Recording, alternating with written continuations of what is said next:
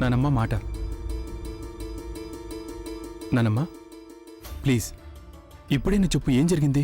నువ్వేమో గంగ గదిలోనే ఉందన్నావు, ఇప్పుడు ఇలా తనని బయట నుంచి తీసుకొస్తున్నావేంటి? నువ్వు అసలు గంగ పరిస్థితి చూసావా? తనకి ఎన్నో దెబ్బలు తగిలాయి. నాకు అసలేం అర్థం కావట్లేదు. కొంచెం చెప్తావా నాకు? నేను నీకు అసలు చెప్పాలని అనుకోలేదు చిన్న, కానీ ఇప్పుడు నువ్వు నాకు గత్యంతరం లేకుండా చేశావు. అసలు ఏంటి సంగతి నానమ్మ? నా నుంచి ఏం దాచిపెడుతున్నావు? తన్ని చూసి నువ్వు నిర్ఘాంతపోయావు కదూ, నేను కూడా అలాగే నిర్ఘాంతపోయేదాన్ని. ఒక విషయం నాకు తెలిసేంతవరకు గంగకి నిద్రలో నడిచే జబ్బుందని తెలిసి ఆశ్చర్యపోయాను.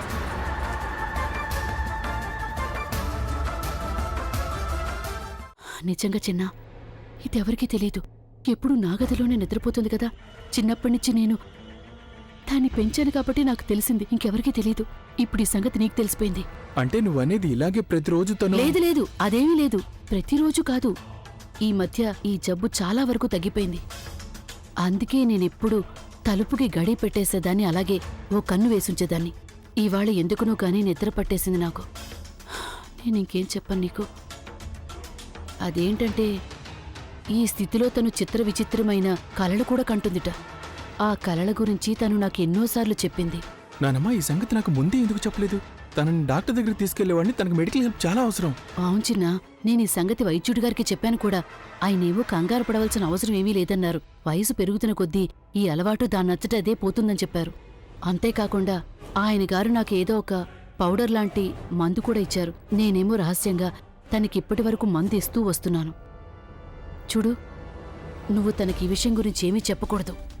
చెప్పకూడదా? ఎందుకు? ఎలా చెప్తాను? తనకి భయపడిపోతుంది ఆ పిల్ల. మెదడు మీద దుష్ప్రభావం కూడా కలగవచ్చు. అందుకనే నేను ఈ సంగతి తనకే కాక ఇంకెవరికీ చెప్పలేదు. ఒకవేళ సంగతి నోరు జారి బయటపడితే నాకు మాటివ్వు చిన్నా, నువ్విదెవరికీ చెప్పనని మాటివ్వు. సరే అయితే నేను ఈ సంగతి వేరే ఎవరికీ చెప్పను. బిలీవ్ మీ నానమ్మ. అయితే నా ఉద్దేశంలో గంగను మనం ఒక మంచి డాక్టర్ చూపిస్తే మంచిది, సరేనా? నాకు తెలుసు మీరు మీరు మీ వైద్యుడు మందిస్తున్నారని నాకు తెలుసనుకో. అయినప్పటికీ కూడా వద్దు వద్దు, కాని నువ్వు చెప్పినట్టు చేయడం మంచిదే. తనని ఒక మంచి ఇంగ్లీష్ డాక్టర్కి చూపించాలి. ఇంక నువ్వు వెళ్ళి పడుకో. చాలా అలసిపోయినట్టుగా కనిపిస్తున్నావు చిన్నా. చూడు, నేను నీకు నానమ్మని ఎలా అవుతానో తనకి కూడా అలాగే అవుతాను. నేను తను జాగ్రత్తగా చూసుకుంటానుగా, నువ్వేం బెంగపడుకో.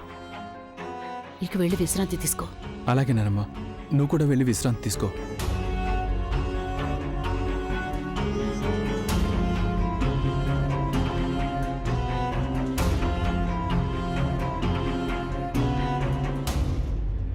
ఎందువల్ల అంటే నీ మనవడి జాతకంలో మార్గదోషం ఉంది గనుక.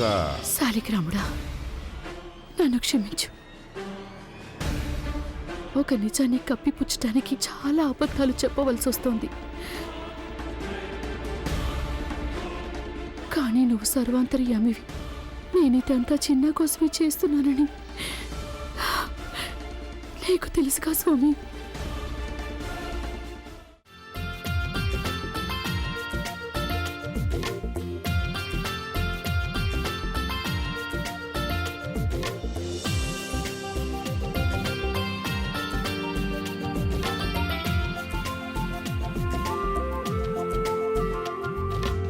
ఏంటి సాగర్ బాబు, నడి రోడ్డు మీదే సరసాలా?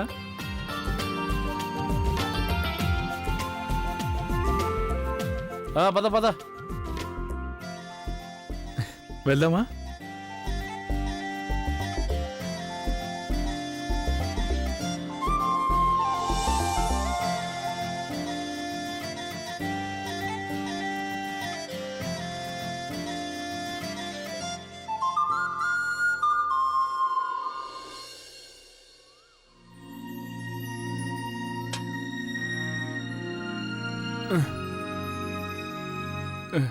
గంగా గంగా, ఈ సైకిల్ మొత్తం అది. గంగా ఆగాగాగు, కొంచెం ఉండు. నీకేం కాలేదన్నావుగా? నువ్వు బానే ఉన్నావా? నువ్వు అలా ఎందుకు నడుస్తున్నావు అసలు? లేదు సాగర్, నాకేం కాలేదుగా. గంగా ఏం కాలేదంటున్నావు, కానీ నువ్వు సరిగా నడవలేకపోతున్నావు. ఒక పంచే, నువ్వు నా మీద చేసుకున్నాడు. పద పద పద. సాగర్, నేను చెప్తున్నానుగా నాకేం కాలేదని. అయినా నువ్వు చేయి పట్టుకుని నడవడానికి నీకు ప్రాబ్లం ఏంటి? సాగర్, నేను బానే ఉన్నాను. సాగర్ సాగర్, ఏంటిది? ఏం చేస్తున్నావు? కిందకు దించు నన్ను. ఏం చేస్తున్నావు నువ్వు?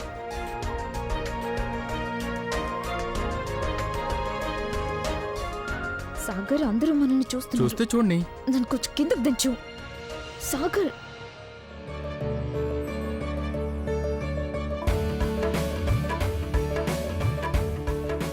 సాగర్ నన్ను దించు ప్లీజ్. సాగర్ వీల్లేదు, పద.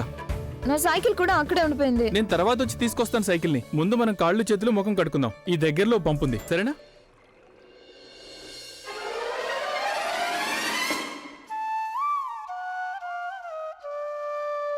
ఇదేమిటి గోవిందయ్య గారు, తడిగుడ్డ పెడుతున్నారా లేక నదులని ఇంట్లోకే తెస్తున్నారా?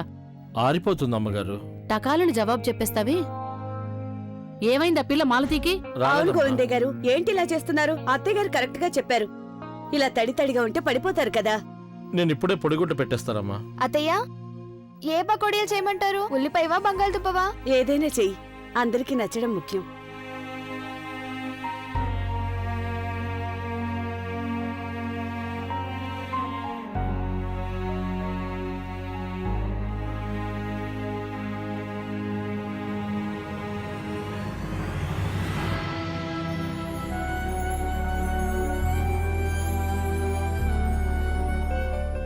నువ్వు ఇలా అజాగ్రత్తగా ఉంటే ఎలాగా?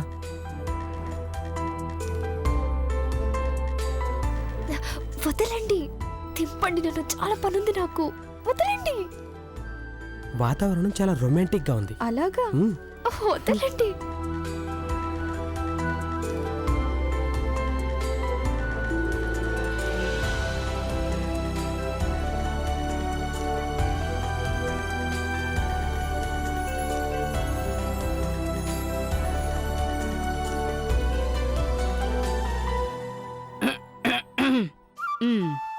అయినా ఈయన ఈ గోవిందయ్య గారున్నారే, చెప్తూనే ఉన్నాను జారి పడిపోతారని. ఇదిగో సుప్రియ, నెలలు నిండుతున్నాయి కదా, నువ్విలా ఉరుకులు పరుగులు తీస్తే ఎలా చెప్పు?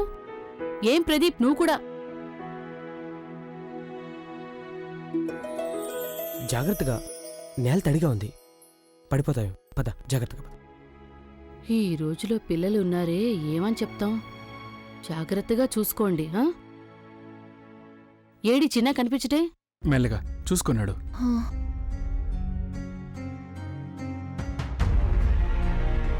ఓరు భగవంతుడా, ఇదంతా అసలేమైంది మీ ఇద్దరికి?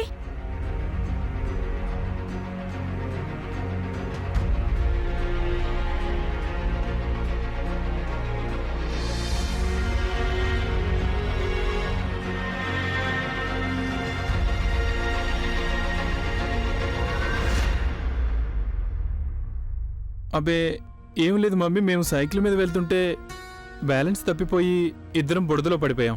గంగ కొంచెం కాలు వెనికింది, అదర్వైజ్ ఇంకేం లేదు. సాగర్, నీకేం కాలేదుగా? నాకేం కాలేదు. ఏంటి గంగా, నీకేం కాలేదుగా? మరీ నొప్పిగా ఉందా ఏంటి? లేదు చిన్నమ్మ గారు, నేను బానే ఉన్నాను. అయినా నువ్వు మరీ కోడలా, ఏదో కాస్త బెణుకుంటుంది. ఇదిగో పిల్ల, నా గదిలో వైద్యుడు గారిచ్చిన తైలం ఉంది, అది బాగా రాసుకో. చిన్న, నువ్వు గబగబా వెళ్ళి బట్టలు మార్చుకో, లేకపోతే గుండెకి జలుబు పట్టుకుంటుంది. వెళ్ళు. అయినా అంత అవసరం ఏమొచ్చింది సైకిల్ ఎక్కి ఊరంతా తిరగడానికి? అసలే బెనారస్లో విధులు చాలా ఘోరంగా తయారయ్యాయి, ఇంతకు ముందులా లేనేలేవు. నానమ్మ, నేను కూడా అదే చెప్పాను గంగకి. తనేమో మొండిది కదా, తనేమో కుదరదు, సైకిల్ మీద వెళ్దామని పట్టుబట్టింది. ఇంకేమవుతుంది మరి? అలాగా? నేనన్నా సైకిల్ మీద వెళ్దామని? మరి ఎవరన్నారు? సాగర్, అబద్ధాలు ఆడుకో. నేనెందుకు అబద్ధాలు చెప్తాను అందరి ముందు? నువ్వు అబద్ధమే చెప్తున్నావు. సైకిల్ మీద వెళ్దామని నేనెప్పుడు అన్నాను? అరే, తను అనలేదంట. ఆయన నానమ్మ, మమ్మీ మీకు తెలుసుగా, నేను ఎప్పుడైనా సైకిల్ ఎక్కి వెళ్ళానా? మీరే చెప్పండి, నేను ఎప్పుడైనా వెళ్ళానా? సాగర్, నువ్వు అందరి ముందు అబద్ధాలు చెప్పుకో. నేను అనలేదు సైకిల్ మీద వెళ్దామని. నువ్వేగా సైకిల్ మీద వెళ్దామని చెప్పింది, అందుకే వెళ్ళాం. స్వయంగా నువ్వే అన్నావు సైకిల్ మీద నానమ్మ. వెళ్దామని. బలిదానం, ప్రాణాలు బలి కావాలి. ఈ అమ్మ యొక్క ప్రాణాలు బలి కావాలి. ఇప్పుడు నాకేంటి దారి? ఎటు చూసినా అటు ప్రమాదమే కనిపిస్తుంది. ఏం చేయడం?